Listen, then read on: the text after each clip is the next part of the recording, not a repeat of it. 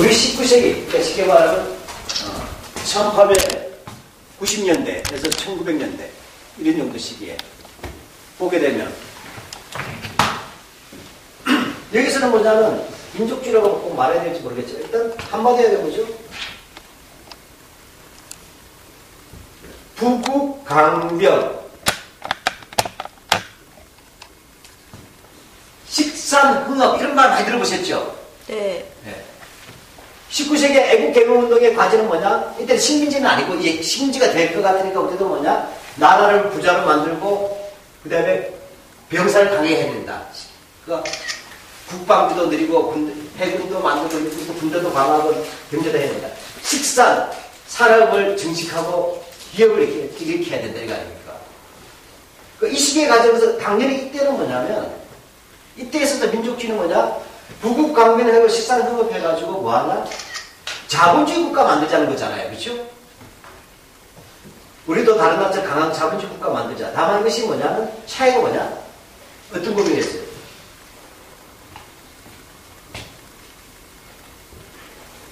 대한제국이라고 하는 전제군주제죠. 전제군주제. 정확하게 보시면 19세기에 있어서 대한제국 시대 때 식사하는 거 뭐냐? 민주주의로 가자는 얘기는 없었어요. 그렇죠? 그냥 고종 황제님으로 모셔버렸잖아요. 즉 독립협회가 속으로 고민했죠. 독립협회는 속으로 뭐냐? 우리도 입헌 군주제 했으면 좋겠다. 입헌 군주제, 영국이나 일본처럼.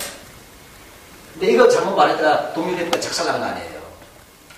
고종이 왜냐하면 박영영을 대통령으로 만든다는 헛소문을 듣고서 보부상 동원해가지고 독립회 다 때려 부수잖아요.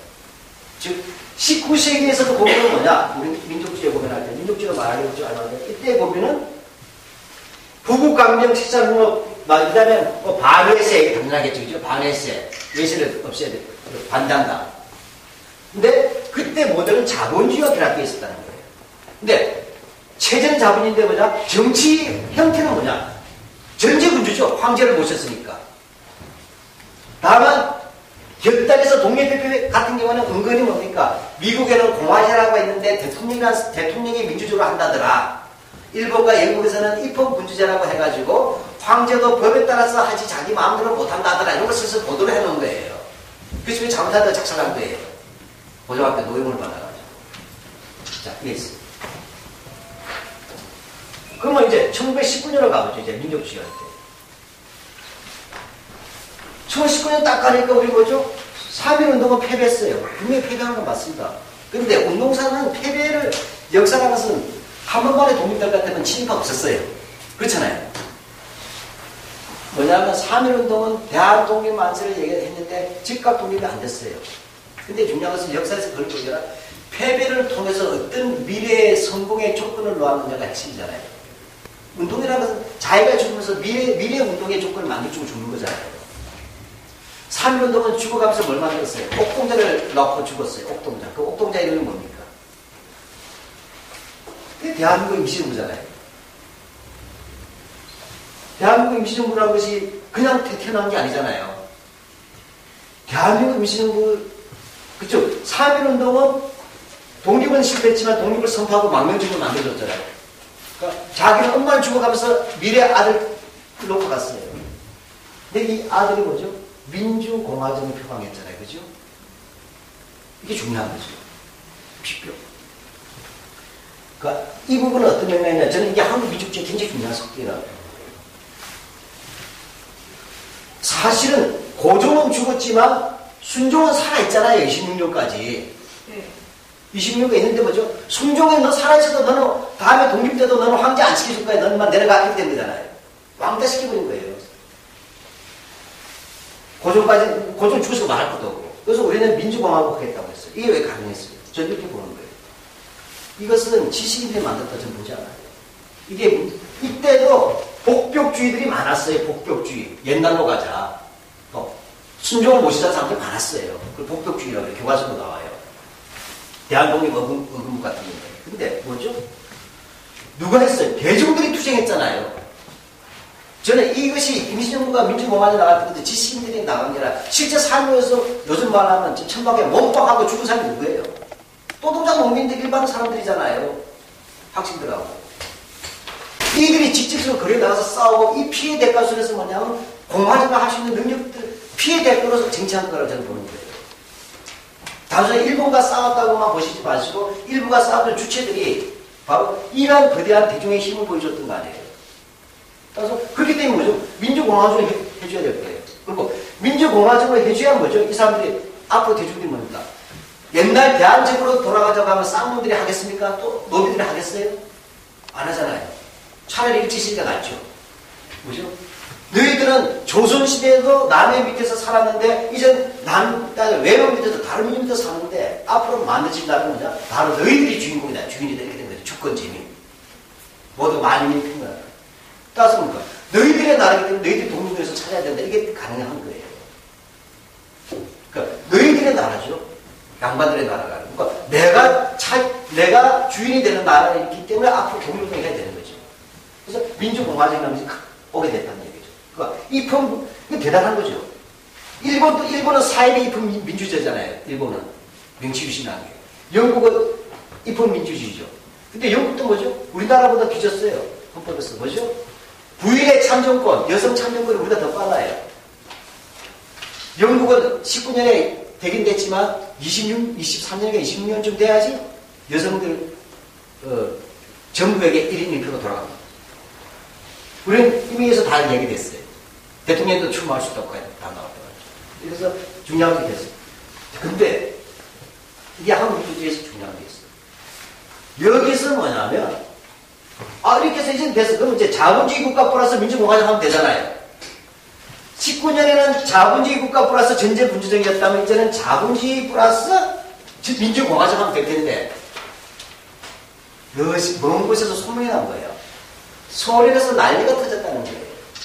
1917년에 했는데 뭐냐? 러시아에서 혁명이 일어났다는데 이 혁명이 일어났던데 여기는 노동자하고 농민이 천국이 이렇게 됐잖아요. 이게 돌아버린 거죠.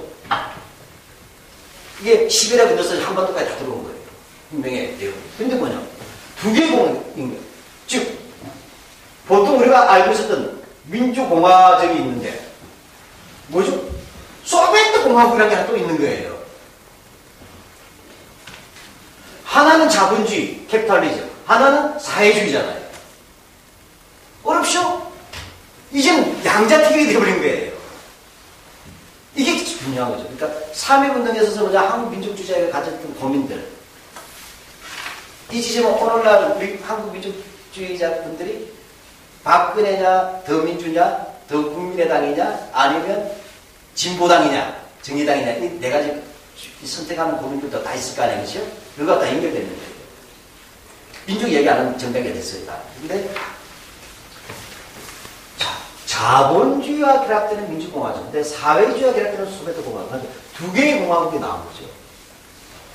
그러니까 세계사에서 시험 문제가 둘 중에 하나를 택하시고 나와버린 거예요.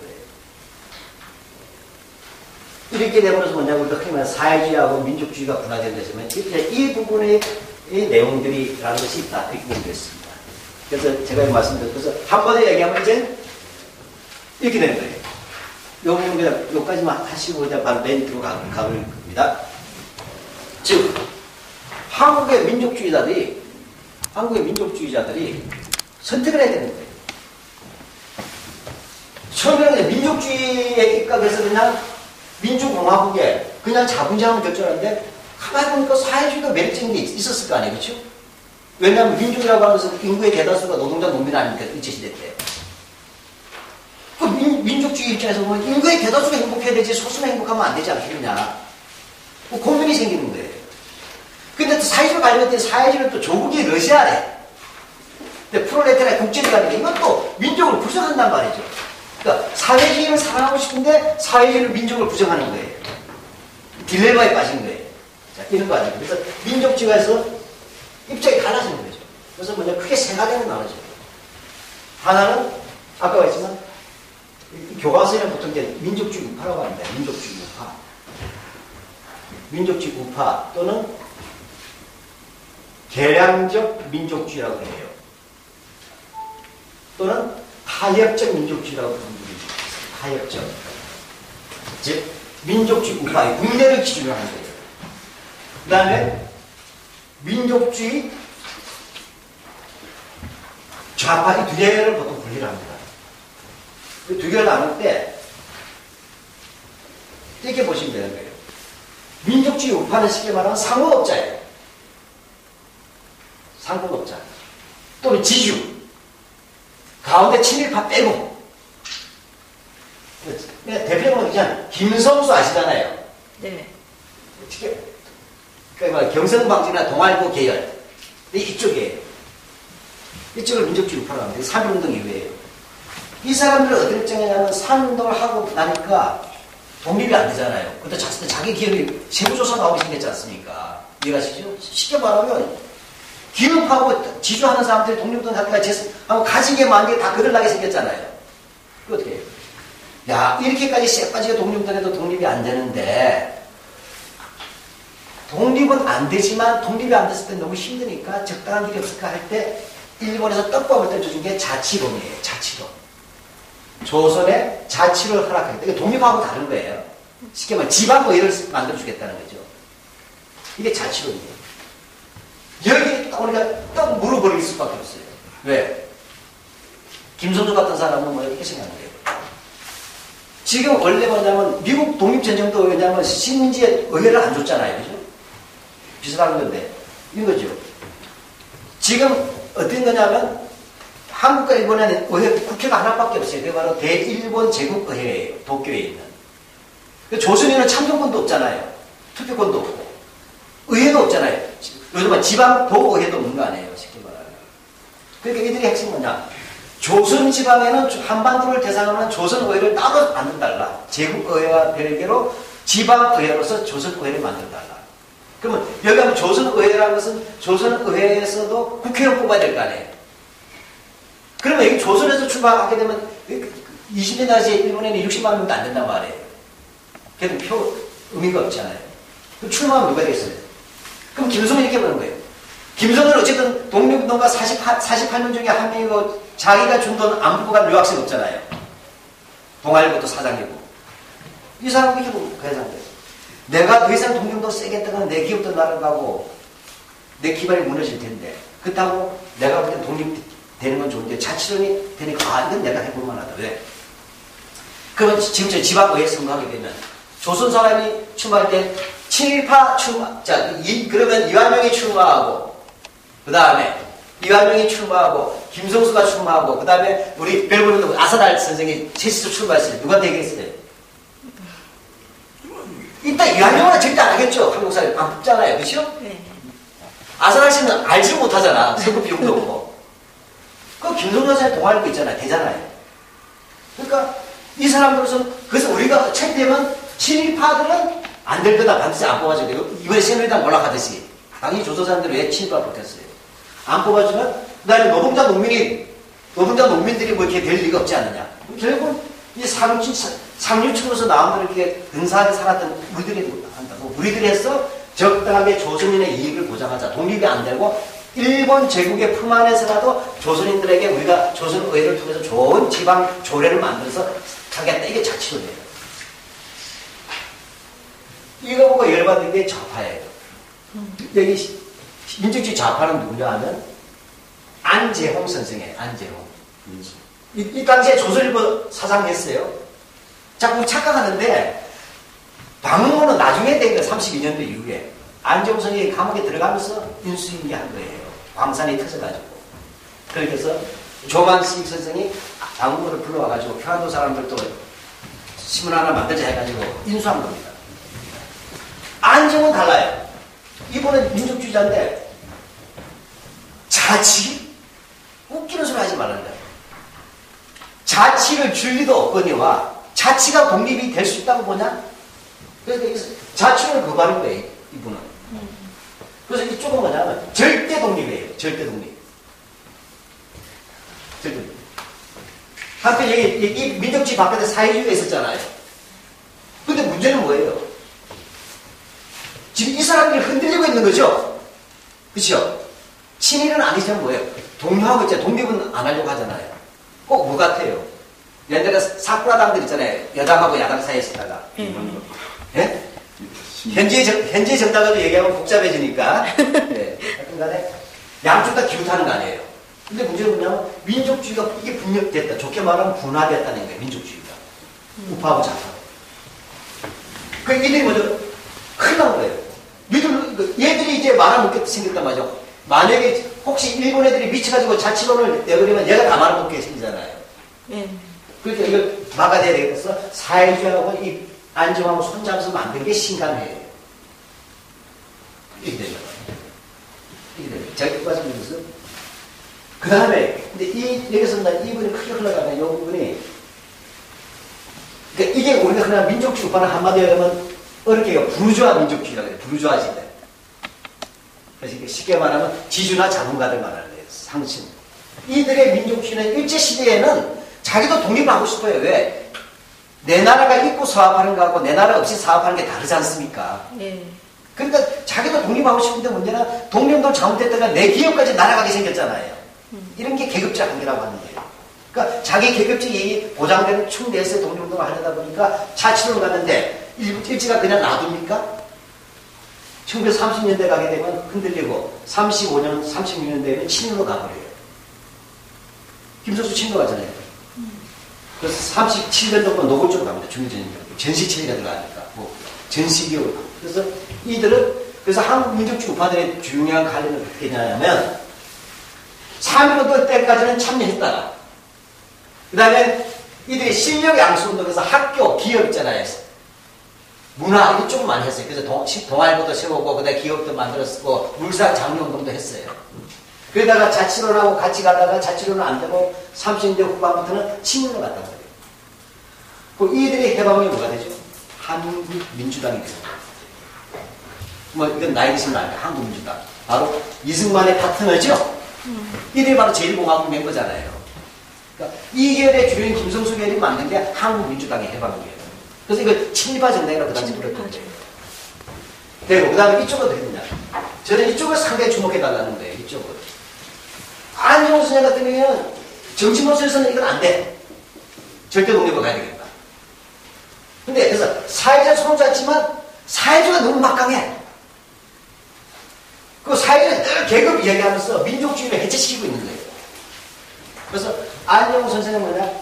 한편으로는 사회주의와 손잡자지만 다른 한편으로는 사회주의자들도 민족주의의 지도를 받아야 된다는 게 입장이에요. 그래서 평생을 30년대부터 20년대부터 죽을 때가 있을 게 뭐냐면 사회주의와 민족주의 관계를 계속 쓰는 겁니다. 이렇게 된다는 거. 그래서 근데 여기서 참고로 하면 이번에 그러니까 이게 안종세에 따르면 이거 비슷한 사건이 해외에서는 조소왕이에요. 조소왕. 임시정부의 삼균주의. 그러니까 이분들의 경우 특징이 뭐냐면 자 이건 중요한 건데 김성수 같은 경우에는 독립에 대해서 사회주의가 된다면 독립을 바라겠어요? 안 바라겠어요? 안 바라죠. 안 되지. 경선 못해 다 날아가잖아요. 네. 그러니까 어떤 면에서 보면 차라리 사회주의가 될 바에는 일제로 손잡겠다가 될 수 있죠. 네. 근데 안지용 같은 분은 평택에서 중수지주 아들이었어요. 근데 신문 한다고 조선일 받아 다 날려보셨어. 재산이 없어요. 그 다음에 조소왕이니 그 다음 뭐죠 우리 이회영 형제들 있지 않습니까? 자기도 잘 보는 거예요. 다 망명하면서 사실 나가서 다 거시잖아요. 다 갖다 바쳤잖아요. 독립운동에. 그러니까 이분들은 뭐냐면 계급적 이익이 없는 거예요. 개인적으로는. 다만 사회주의 반대하는 거죠. 돌격하고. 그러니까 그래서 조소왕, 안재홍 이런 분들의 경우는 어떤 게 관심이냐면 평생 관심이 민족주의, 쉽게 말하면 자본주의하고 사회주의의 관계를 어떻게 해명할 것인가요? 지금 독립운동하는데 뭐가 문제예요? 얘들은 친일파로 가지만 문제는 뭐죠? 이 사회주의하고 민족주의가 계속 싸우고 있잖아요. 내부에서. 네. 이거를 어떻게 통합시킬까? 민족주의 입장에서. 그러니까 일제시, 그 안재홍 같이 이런 민족주의 좌파라고 하는 이분들은 예의 없이 대부분이 어떤 입장이냐면 민족주의의 입장에서 민족의 분열을 극복해야 되는데 자본주의도 문제가 있고 사회주의도 문제가 있다 이렇게 보는 거예요. 자본주의가 문제 있으니까 사회주의 나왔을 거 아니에요. 예. 그러니까 이 양쪽의 장점만 합치는 새로운 체제를 만들겠다는 게 한국 민족주의 정통이에요. 이게. 이거를 나중에 안호상 선생이 말하는 거예요. 죄송한 표현이지만. 그걸 아셔야 돼요. 자, 넘어가겠습니다. 이제 표로 가겠습니다. 이 내용이 매우 어려웠지만 굉장히 중요한 게 한국의 민족주의는 일제시를 거치면서 이 잘 사는 민족주의자들은 친일파로 가고 해방에 이승만하고 붙어먹었단 말이에요. 그래서 민족주의에서 타락해버리고 파시즘으로 간 거예요. 국가주의로. 반공주의로 갔죠. 정확하게. 반공주의와 분단주의로. 근데 이쪽 부분들은 뭐냐면 일제시대 때는 사회주의자하고 손을 잡자. 그러나 뭐죠? 사회주의로는 안 된다.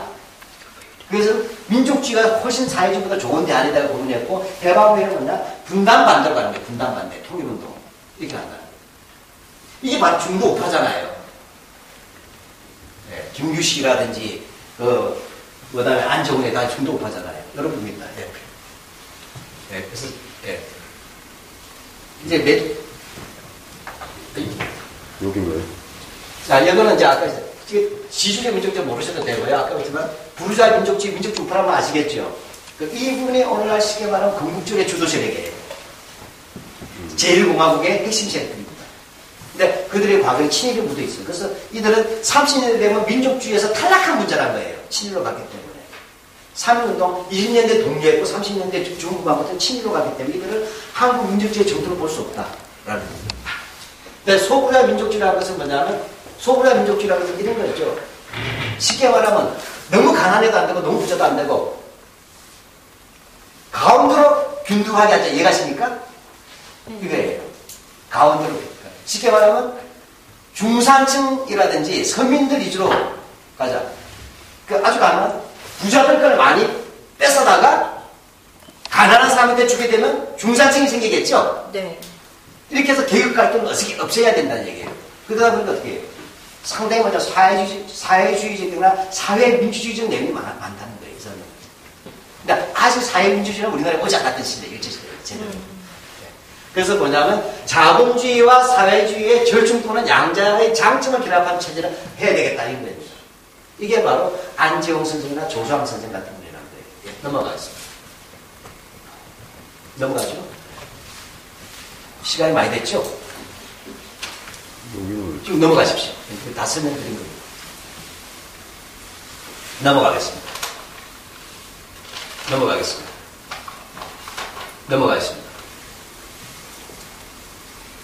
네, 넘어가십시오. 다 그 이야기예요. 지금 제가 했던 말들을 복잡하게 쓴 거예요. 넘어가겠습니다. 자, 여기서 그래서 실전으로 가는 거예요. 자, 그러면 근데 문제는 아까 제가 이렇게 해서 뭐냐면 중요한 것은 민족주의자들의 경우에는 자기가 처한 입장이나 계급적 입장일 수 있죠. 자본가냐 지주냐 또는 소상품 생산이냐 아니면 노동자냐 농민이냐에 따라서 자본주의를 선택할 수도 있고 사회주의를 선택할 수도 있고 아니면 그 중간에 선택할 수도 있다. 그래서 민족주의가 가장 중요한 것은 내가 민족주의자라고 하는 게 중요한 게 아니라 그것이 내가 생각하는 민족주의가 전체 우리 민족의 행복을 위해서는 자본주의를 채택해야 될지 사회주의를 채택해야 될지 또는 그 양쪽을 절충해야 될지 이런 것들에 대한 고민들이 같이 가져야 되지 이것이 없이 우리는 한 민족만 얘기해서는 행복해지지 않는다고 하는 것을 역사적으로 겪었다는 얘기입니다. 그때 때문에 됐을 때 그걸 봅시다. 해방 전으로 보게 되니까 민족주의하고 관계된 정치적인 참고를 한번 보여드려야 되는 거예요. 좌에서 우로 갑니다. 그러면 이제 맨 왼쪽이 박헌영, 남부당이죠. 그 다음에 김일성, 근데 북쪽은 빼도 관계는 없겠죠. 남쪽만 얘기해야 될 테니까. 그 다음에는 백남은, 이혼한국의 자예요. 참고해요. 박헌영 같은 경우는 쉽게 말해 정통 공산주의자죠. 예, 바로 조선공산당을 만들었고 그것이 남루당으로 만들어진 겁니다. 김일성도 정통 공산주의자죠. 백남은 일제강점기에서 최고의 마르크스주의 경제학자입니다. 최고의 마르크스 이론가인데 이분은 이쪽하고 좀 달랐어요. 이분은 사회주의로 가야 되지만 민족적 현실과 분단 상태를 고려해줘야 된다 해서 상당히 민족주의적인 요소라든지 아니면 분단 상황이나 한국의 특수성을 받아줘야 된다는 입장이었어요. 오히려 마오쩌둥에 가까웠다고 하면 같아가 아니라 마오쩌둥 같은 방식이었다. 그러니까 유연한 사회주의자였어요. 그러나 어쨌든 백남은 어디나 반드시 사회주의로 가야 된다고 보는 입장이에요. 반드시 사회주의로 가야 되지만 이들과 달리 너무 지나치게 교과서적이다. 그렇게 하면 안 되고, 우리 현실에서는 분단 인식도 있고, 다양한 계급도 있으니까, 그 민족주의도 끌어안아야 되고 하는 인식의 얘기를 합니다. 끌어안아서 가면서 폭력이 가자. 이렇게 했어요. 오히려 이 백남문 쪽의 정치적 행보에 누가 같이 가냐면, 약산 김원봉 선생님이 가는 거예요. 신민당 만들어가지고. 그러니까 요원 선생은 뭐냐? 물론 사회주의로 가야겠지만, 지금 상황이 사회주의로 갈 처지가 못 된다. 이런 건데, 얘가 있으니까. 요원 선생님은. 미국 들어가고 소련 들어가는데 뭔 놈의 지금 사회주의로 갈 수 있느냐. 물론 그렇게 가야겠지만 뭐냐. 지금은 좌우합작해야 된다. 얘가 하십니까? 무슨 좌우합작을 해가지고, 남쪽에 좌우합작을 한다는 거다 뭐죠? 남북합작하겠다는 거예요. 남쪽에 좌우합작되면 통일된 개를 가지고 북쪽으로 해서 단일 정부로 가야 된다. 그러려면 뭡니까? 사회주의 공부가 좀 안 된다는 거예요. 물론 앞으로 가야 될 게 사회주의지만 이렇게 했는데 이거는 뭐냐면 나중에는 사회민주주의 정도가 좋다고 본다 이렇게 된 거예요. 그러니까 사회민주주의하고 뭐냐면 소련식 사회주의는 다릅니다. 그렇잖아요. 사회민주주의는 우리가 쓰기가 북구라파 이걸 쭉 말하는 거예요. 그러니까 박헌영 김성은 정통 사회주의, 소련식 사회주의로 가겠다는 것이고, 그 다음에 백남원은 정통 사회주의는 사회주의인데 우리식 사회주의로 가야 된다는 거예요. 우리 현실 봤을 때 상당히 좀 유연하게 가야 된다. 그 다음에 요원 선생은 지금 사회주의로 갈 수는 없고 좌우합작이 우선이다. 분단을 막아야 된다. 그 다음에 남북합작하고, 그러려면 이 양쪽이 다 절충하신 내용을 만들어야 되지 않느냐 하고, 굳이 말한다면 사회민주주의 같은 것이 좋답니다. 영국이라든지 이런데 들어보니 나는 그게 나하고 맞는 것 같은 입장이에요. 자, 그 다음에 김규식 선생, 이분은 사실은 교회 장로예요. 언더우드의 양자입니다. 고아였거든요. 그래서 입양됐어요. 언더우드 목사한테. 그래서 미국에서 공부한 사람이에요. 이분은 특이한 게 장로인데 일제 때부터 단 한 번도 좌파 손을 놓은 적이 없어요. 왼쪽 손을. 희한하게 누가 봐도 저분은 우파인데 교회 장로인데 항상 왼쪽 손을 안 놓았어요. 좌파하고. 특이한 분이에요. 근데 지금 사회주의 가야 된다는 말은 한 이론가는 아닙니다만. 그래서 제가 이쪽에 놨어요. 중도우파의, 영원형이 아까 중도 좌파잖아요. 김규식 선생이 중도 우파라고 하잖아요. 그다음 안재홍 선생. 안재홍 선생은 지금 분단을 받게는 좌우가 손잡아야 되는데, 이분의 입장은 뭐냐면, 사회주의로 안 가기 위해서 사회주의 정책을 받아야 된다. 이런 뜻이에요. 그러니까, 사회주의로 안 가기 위해서 사회주의 정책을 받아들여야 된다. 안 그러면 결국 혁명이 일어난다. 이렇게 보는 겁니다. 그러니까 김구 선생은 공산주의를 치를 뜻이는 분이에요, 사실은. 그렇죠? 솔직히 해방군에서는 김구 선생은 너무 실수 많이 했죠. 이승만을 손잡으면 안 되는 거예요. 백군까지 큰 인물이.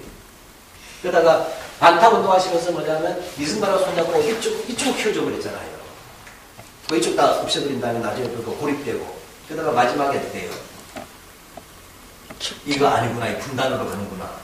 그래서 뭐냐면, 그래서 달라지죠. 예를 들면 뭐냐면, 그래서 이승만하고 완전히 결렬되는 것이 바로 쉽게 말하면, 이승만은 선분단이에요. 근데, 김구 선생 같은 경우는 분단 불가론이잖아요. 그렇죠? 네, 분단 불가론. 그러니까 남한 단독적으로 반대로 가는 거죠. 네, 그래서 달라지게 됩니다. 내가 이번에 행보로 봤으니까 반공주의에 있었다는 거. 그런데 반공주의지만 차이가 뭐냐?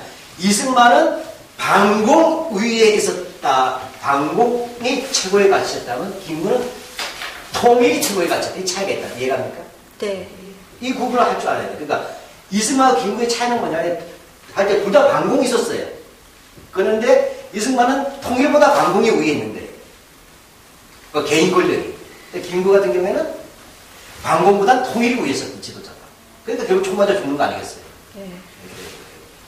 그 다음에 김성수 친일파 쪽이니까 말할 거 없죠? 이승만 됩니다. 이쪽 완전 이들이 살아남은 건 반공밖에 없었잖아요. 네. 남한 단독 정부하고. 그러니까 이들의 경우는 김소정 아니까 한민당이 이게 바로 아까 민족주의 하지 않습니까? 이 한민당하고 이승만이 같이 손잡고 만든 게 제일 공화국이에요. 잘 보시면 알겠지만 50선거 때 출마 봅시다. 좌익은 당연히 좌익의 경우는 전부 다 뭡니까? 불법이 되니까, 그죠? 요원현 선생은 암살당하고, 그 다음에 월북하고, 백남은 월북하고, 그 다음에 박헌영, 김일성은 박헌영도 월북하지 않습니까? 남우당은 불법이 되고, 또 반독정부 다 반대잖아요, 좌파들은. 근데 잘 보시면, 해방 3년이 반드시 좌우 갈등의 시대만 아니에요. 45년 8월부터 45년 12월 달까지는요, 친일이냐, 항일이냐, 민주냐, 파쇼냐, 이게 가치였어요. 근데, 모스크바 삼상회의라는 게 있었잖아요. 신탁 통치론. 이게 나오면서 좌우로 나눠졌잖아요. 그때부터 좌우 갈등이 시작된 거예요. 근데, 문제는 좀 지나 보니까 모스크바 삼상회의 내용을 알게 되니까 그게 만만치 않은 거예요. 모스크바 삼상회의는 나쁜 게 아니었어요. 알고 보니까. 사기친 거죠, 동아일보가 내용을. 사기쳐서 문제가 되거든요. 근데 핵심이 뭐냐면 46년도에 5월달에 미소공의가 이제 신탁 통치 문제가 아니라 모스크바 삼상회의에 대한 이행을 위한 실무회의가 미소공동위원회잖아요. 독수금 석조전에서 열렸는데 이게 휴회가 됐어요. 잘 안 됐어요. 미국과 서로 이제 협정이 잘 안 되니까 좌우 합작이 나오잖아요. 즉 46년도 5월달부터는 좌우 합작이 나옵니다. 그 좌우 갈등이 아니잖아요. 그렇죠? 그 다음에 47년도에 한 번 더 나오죠. 2차 좌우합작이 나오다가 47년도 7월달에 여운형 선생이 총 맞아 죽으면서 좌우합작이 깨지고 그 다음 분단으로 가는 거잖아요. 이렇게 보면 일제 해방 3년 할 때 45년 8월부터 48년 8월 이 4년 동안이라고 하는 시기가 그게 크게 보면 좌우 갈등의 시대로 볼 수가 있지만 반드시 좌우 갈등의 시대만 있지 않았다는 거예요. 거기에는 좌우 합작의 시대가 있었다는 거예요. 또 하나의 정치 시대로서. 이 시대들이 뭐냐? 아까 이제 여운형, 김규식, 안정 아닙니까? 그지? 이게 되는 거예요. 중도 좌우파들이 있잖아요. 그러다가 46년도에 1차 실패하니까 47년도에 다시 여운형이 정경이 됐다가 다시 복귀해가지고 다시 2차 하다가 총 맞아 죽는 거 아닙니까? 그러나서 남한 단독 정부로 갔어요. 근데 남한 단독 정부로 갈 때 보면 알겠지만 출마 안 하죠. 출마 안 하죠. 김구선이 출마 안 하잖아요. 잘 보십시오. 여기서 출마한 조수왕 선생도 출마 안 했잖아요. 그러면 이 조수왕 선생은 출마하죠. 그러면 출마한 사람은 누구예요? 김성수 이승만 쪽 아닙니까? 그렇죠? 그럼 1948년 50 남한 총선거 그래서 재헌의회 만들기 위한 거죠. 총선거에 출마했던 대부분들에서 이 좌우를 막론하고 뭐냐 이때 그들은 뭐예요? 이 50 선거의 국면은 좌우가 아니고 분단이냐 통일이냐는 가치가 충돌하는 시대다. 그렇죠. 김구선이 빨갱이 아니잖아요. 안종국 빨갱이 아니잖아요. 그런 것이 있었던 걸 알아두셔야 된다는 거죠. 네, 넘어가겠습니다. 이제 마지막으로. 네, 이제 한국 민족주의의 몇 가지만 간단하게 말씀드릴게요. 왜냐하면 너무 시간이 많이 돼가지고. 네. 그래서 이 갈래가 박은식 단계가 있고, 신치호 단계가 있고, 최남선과 이광수 단계가 있고, 그 다음에 안재홍 조사 단계가 있고, 그 다음에 불 좀 끄도 되겠습니다.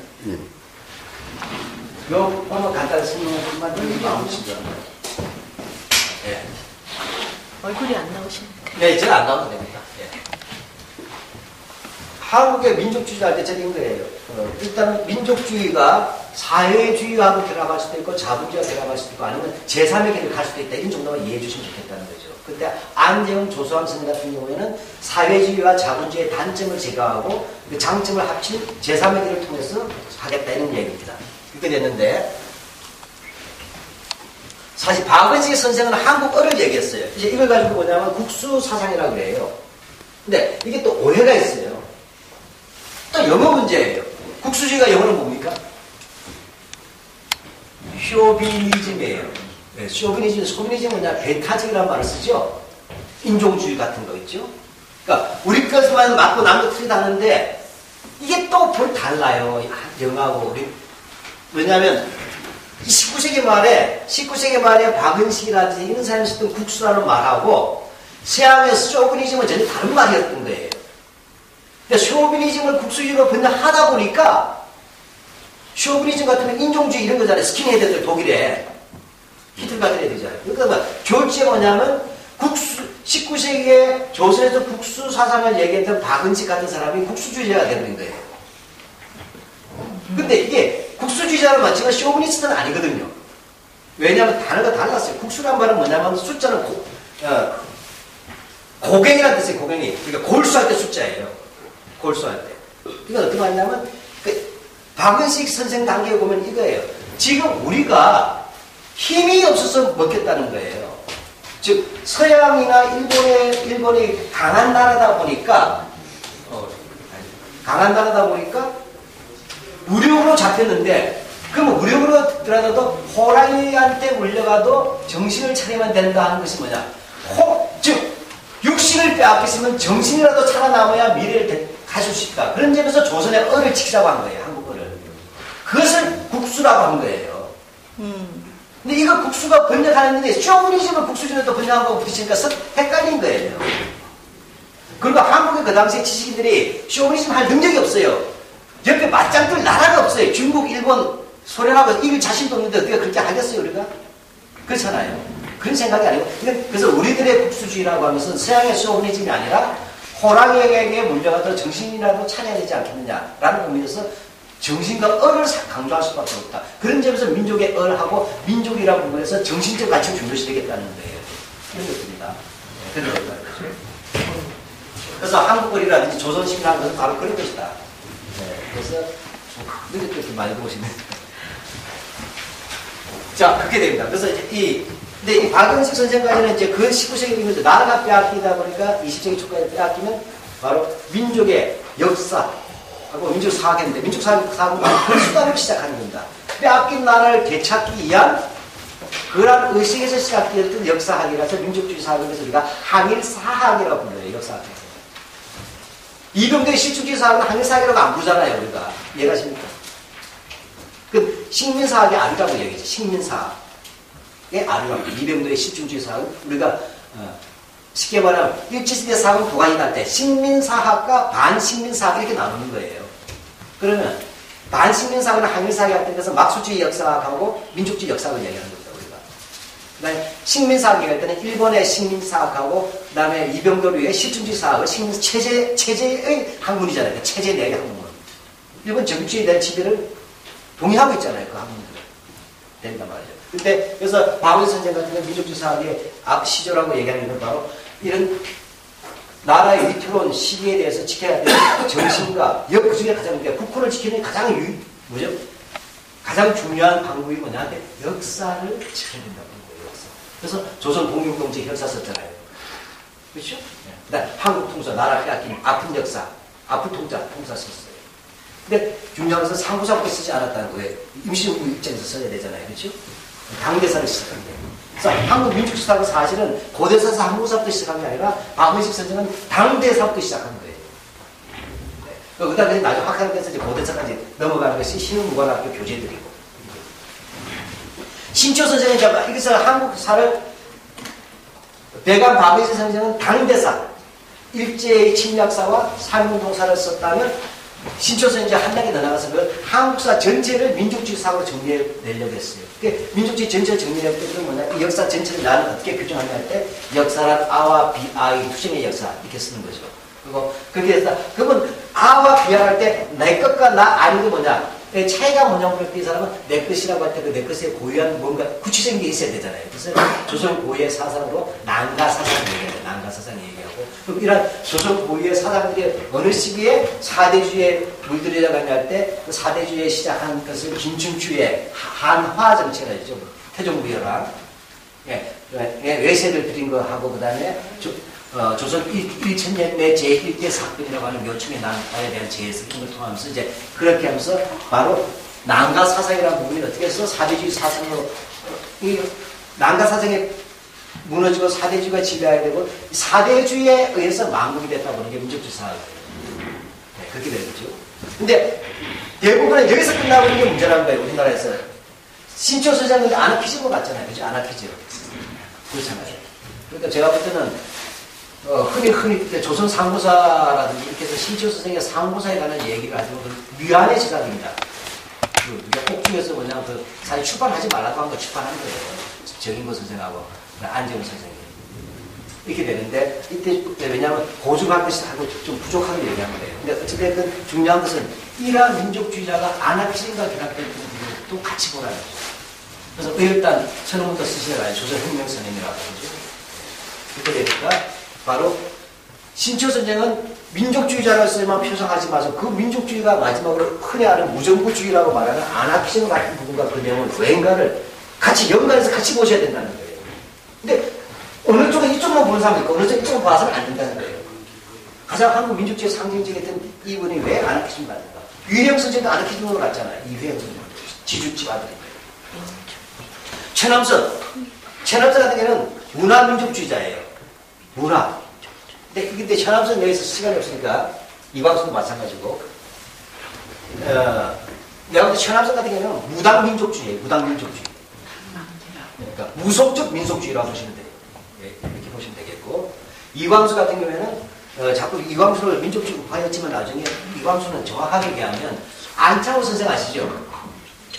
안창호 선생의 자기의 수제자라지만 정확히만 제가 볼 때는 안창호 선생의 대부르주아적 표현이 이광수입니다.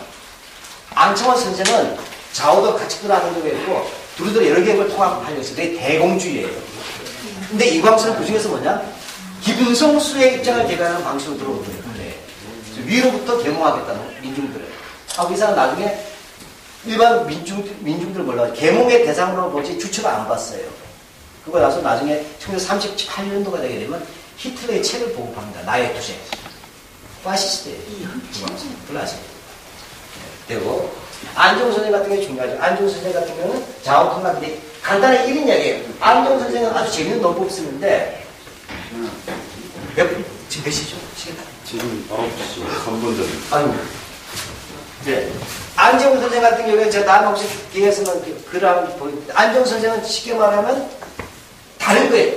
완전히 구분됩니다. 이 시계하고. 안정호 선생은 서양을 인정하자는 거예요. 서양을 뭐 인정하냐. 서양의 역사를 인정하는 것이 아니라 서양에서 추구해왔던 자유하고 평등이 있잖아요. 자유평등. 네. 그러니까 안정은 굉장히 달라진 거예요. 신초는 난가 사상을 얘기했는데 안정은 그런 거 필요 없다는 거예요. 중요한 것은 오늘날 세계사는 전부 다 자유와 평등이라는 가치를 추구하고 있고 인류 역사는 다 그렇다. 서양사도 그렇고 우리 역사도 그렇다는 거예요. 근데 불 좀 켜줘야 되는 이제 끝났습니다. 굉장히 중요한 시사점이 들었어요. 근데 이 부분의 핵심은 뭐냐면 이게 아주 이 한국 민족적 제가 최고 이런 거는 안정호 선생인데 오히려 내가 볼 때 안정호 선생 모르고 안재홍 선생의 사회비 카피판은 안호상 선생을 지금 알고 있는 거예요. 안호상 선생을. 내가 이렇게 말하면 화가 한해서 뿔이 많은데 제가 그쪽 정통합니다. 그 내막을. 그건 뭐냐? 안재홍 선생의 탁월한 점은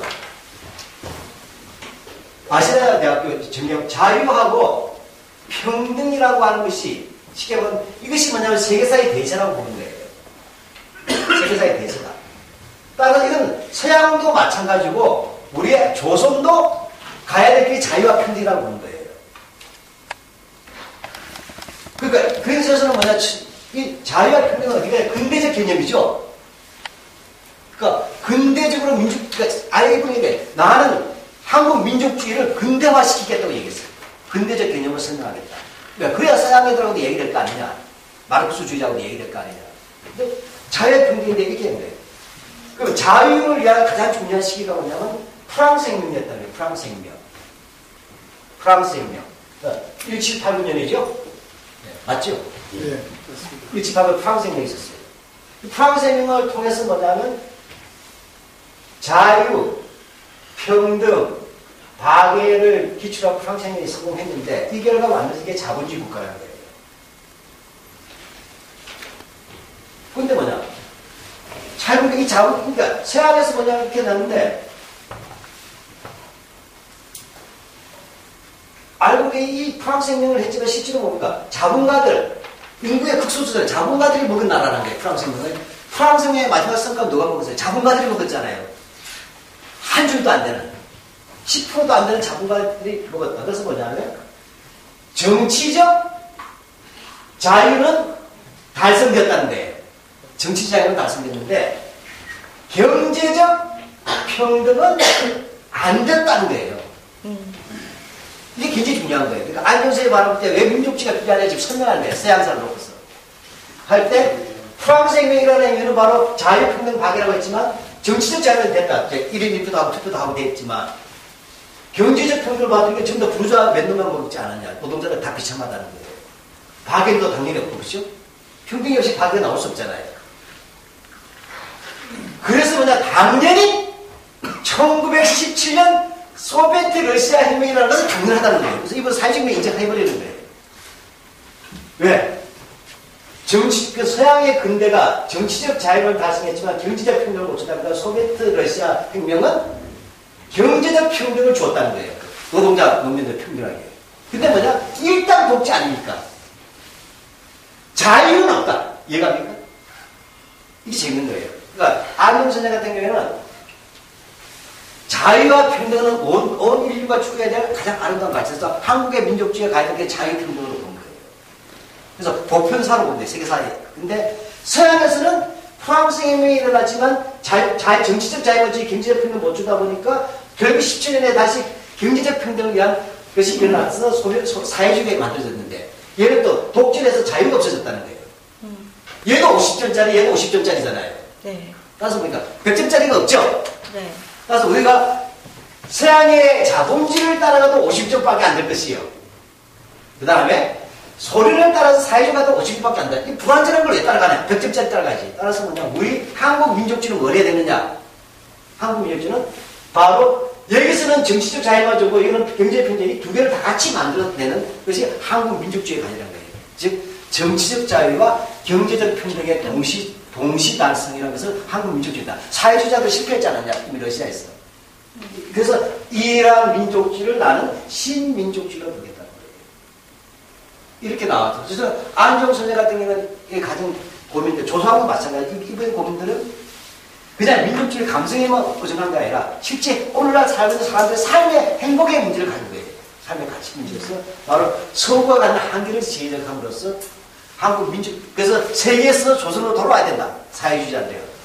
우리 민족주의 이런 얘기가 같이 가야 된다는 얘기예요. 근데 이렇게 했는데 이거 납북돼 있었잖아요. 납북됐는데 이쪽을 누가 카피하냐면 이성근하고 누구죠? 안호상 두 분이 하신 거예요. 이성근 씨는 사실 이 두 분이 이성근은 와시대학교 후배인데 안종신이 와시대학교 후배인데 바로 신치호 선생의 조선 상고사를 안종신이 교감을 보다가 감옥에 들어갔어요. 그래서 자기 후배는 이성근들을 보라고 한 거예요. 근데 이성근 씨는 원래 정치학자고 대원군 연구한 사람이에요. 와시다 대학교에서. 그러다가 거기서 처음으로 뭐냐면 신초를 알게 된 거예요. 이성근 선생이. 안종신은 감옥에 있고. 그래서 이성근 선생이 바로 신초 선생을 배웠어요. 배웠는데 해방후에 그래서 그다가 이성근은 친일파였어요. 친일파로 갑니다. 만주에서 친일파 협파의 회원회 12명의 그 대의원회예요. 했다가 안중석이 해방이 된 다음에 안중석이 불렀어요. 와서 왔는데 그래서 안중석이 같이 가다가 나중에 티켓에서 나와서 뭐냐면 이성근은 이승만한테 붙었어요. 그래서 뭐냐면 정훈감을 합니다. 6.25 때 정훈감. 이렇게 하면서 뭐냐 화랑도를 보급하는 사람이에요. 그래서 이승만은 이승만한테 붙고 그 다음에 신초한테 받았던 그 민족주의라고 하는 그 전통 사상을 군인들한테 보급하면서 국가주의로 가보게 만든 거예요. 군인들은 국가주의로 갈 수밖에 없대. 일제때 교육받았던 군인들이잖아요. 네. 그래서 바로 박정희 같은 애들 이렇게 교육을 받았던 거예요. 전문가만해서. 박정희 아니고 그 밑에 사람들하고. 이렇게 돼서 대구 이성근은 뭐죠? 4.16 때 감옥 갔다 나왔잖아요. 그죠? 네. 그렇게 해서 그 다음에 뭡니까?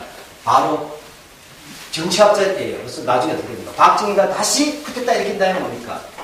이성근이가 70년대에 박정희의 가정조사를 합니다. 그래서 박정희가 국무회의를 할 때 2년 동안 뭐냐면 이성근이 강의를 했어요. 이 사람이 항상 강의한 말을 다 주신 거예요. 실현과 국부의 역사라고 해가지고. 그래서 국무장관을 했고 바로 그렇게 해서 이성근이 구상했던 그런 국사적 내용이 뭐냐면 유신교과서로 나온 거예요. 국사교과서. 정문감 출신입니다. 정통 역사자예요. 엉터리고. 근데 신초 사상을 카피해가지고 뭐였냐? 독재자로 결합시켜버린 사람이에요. 근데 안우상 선생은 그렇게 나쁜 사람이 아니야. 안우상 선생은. 근데 어쨌든 이성근 씨는 그렇게 하고 나서 마지막 뭡니까? 79년대 뭐 만들고 곧 죽습니까? 정신문화연구원 만들었잖아요. 국민 통제하기 위해서. 지금의 한국학중앙연구원. 그거 만드는 게 이성근이에요. 이렇게 됩니다. 그래서 한국의 유신 때 국정교과서 국사에 틀어난 것은 이성근을 떠나서 할 수 없어요. 근데 그래서도 상고사는 안 받아들이는 바람에 제야 상고사 논쟁이 벌어지죠. 박정희 대통령이 국순도는 했지만 그건 안 받아들이는 거예요. 그래서 상고사 논쟁이 나온 거예요. 국정교과를 하면서 72, 3년도에. 예, 있고 그 다음에 마지막으로 안호상이라는 분은 역사하고 관계없는 분이에요. 철학자였어요. 그래서 독일에 가서 유학을 했어요. 20년대 말에 독일에 가서 꽤 독일에 오래 있었죠. 가서 유학했는데 뭘 봤냐면 독일은 그 당시에 사회민주를 이행하면서 바이마르 공화국이라는 게 있었어요. 이 바이마르 공항이 무너뜨린 것이 바로 히틀러잖아요. 근데 이분은 거기 가서 뭐냐면 바이마르 공화국의 사회민주주의를 보기 아니라 히틀러를 보고 감동해서 오는 나이프시고. 그러니까 안호상이라는 분은 뭐냐면 이미 일제시대에 돌아가지고 이분은 거예요. 힘이 있어야 된다. 힘의 철학, 파시즘 철학이었어요. 그래서 피와 땅의 역사를 얘기하고 했어요. 그러니까 이분은 이제 친일은 안 했죠, 당연히. 진짜 정통 구구예요. 그러니까 친일 진짜 안 한 거야. 윤석열도 사회비가 아닌 거야. 친일하고 나중에 금강산 보석 전문학교 교사들과 금강산 도망가요. 이 모윤숙의 첫 번째 남편이잖아요. 근데 해방이 된다고 말하니까 초대 문교부 장관 했어요. 문교부 장관으로서 뭐냐면 만든 게 학도홍국당이에요. 학도홍국을 만들고. 그게 뭐냐면 히틀러 유겐트를 본드 거예요. 히틀러의 청년 조직이 히틀러 유겐트잖아요. 이분은 뭐냐면 미국식 민주주의도 반대, 공산주의도 반대. 그건 뭐냐? 강력한 지도자의 철학이에요. 그 자기 히틀러 같은 사람이 필요하다. 비스마르. 이렇게 해서 초대 교육부장 하면서 지금 또라이 되는데 이 사람이 나중에 뭐 합니까? 이승만에 대해서 우상화하죠. 일민주의라고 하는 개인 숭배 이름을 만들어요. 일민주의. 만드는데 이승만이가 써먹고 떨거버려서 나갔어요. 그러다가 나중에 뭐죠? 박정희 때 뭐죠? 재건운동 있잖아요. 재건운동 본부에 늦게 들어가요. 이분은 근데 정치로 미숙한 분이에요. 의외로 그런데도. 재건운동 본부하고 나중에 국민교육원장 만들 때 관계하려고. 이렇게 된 거예요. 근데 이분이 그럼 상고서를 어떻게 알게 됐냐. 대박, 제가 46년도에 몰랐어요. 이분이 근데 안재호 선생하고 관계에 있었나 봐요. 그래서 납북된 다음에 안재호 선생의 조선 상고사 가민하는 그 원고를 가져갔대요. 지금까지 안 돌려주고 있답니다. 그 책에 가져가는 것도 상고사에 대한 게 나오는데 딱 이게 뭐냐면 국가주의 만들 때도 박정희처럼 사실 박정희도 보면 옛날 역사 얘기 많이 하잖아요. 그래서 상고사를 끌고 가면서 안보상이라는 분은 뭐냐, 이걸 국가주의 히틀러식으로 가버리는 분인 거예요. 그러니까 저는 한국사에서 제일 비극인 게 뭐냐면 안재홍이라는 민주주의자가 잊혀져 버렸다는 거예요. 좌우의 갈등을 극복하자고 얘기하고 그 다음에 분단을 막아내려고 했고 그 다음에 북한에 끌려가서 돌아가셨지만 그 다음에 반드시 민주주의로 가야 된다고 얘기했고 민족주의가 자유평등을 간다 했는데 정작 그 분을 납북되고 나서 우리가 받았던 것은 임승국 선생 같은 상고사 쪽의 내용들 하고 그 다음에 뭐죠? 아무상 중에 국가주의가 들어갈 때 이거 전혀 모르시잖아요. 섞여버리게 되는 거죠. 그래서 저는 지금 뭐냐면 박근영이가 있는 그 한국 상고사 무슨 협회가 있어요. 몇백 개 단체 있어요. 이쪽이 바로 환단복의 극우파들이에요. 그 박근혜 지지파예요. 그 세를 끌어들이기 위해서 이번에 국정교과서에다가 상고사를 넣겠다고 한 거예요. 그쪽이 아니고. 그래서 대만산도 끌어들이려고 하겠어요. 그래서 저는 오늘날 상고사를 하든 환단국을 하든 믿고 안 믿고는 학술의 영역이잖아요. 학문의 영역이기 때문에 제가 말할 수 없어요. 학술로 얘기하겠지만 적어도 한국 민족주의의 정통맥은 국가주의가 아니었다는 거예요. 한국 민주주의 정통력은 어디까지 좌우들에 대해서 갈등을 막아내고 계급적 분열을 통합시켜내려고 하고 민주주의랑 가치주의 이뤄내려고 했고 통일을 가지고 있는 이 시대이다. 그래서 이 부분에서 나는 그 한국 민족주의는 그러한 역사를 가졌던 정통의 맥을 잊어서는 안 된다는 거예요. 그 맥들을 봤을 때 한편의 권력에서는 이 맥들까지도 이상하게 상고사라는 떡밥을 통해서 흔들어내려고 합니다.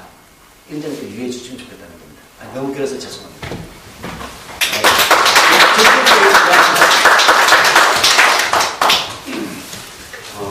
좋은 말씀이었어요. 재밌게 들으셨죠? 네. 네.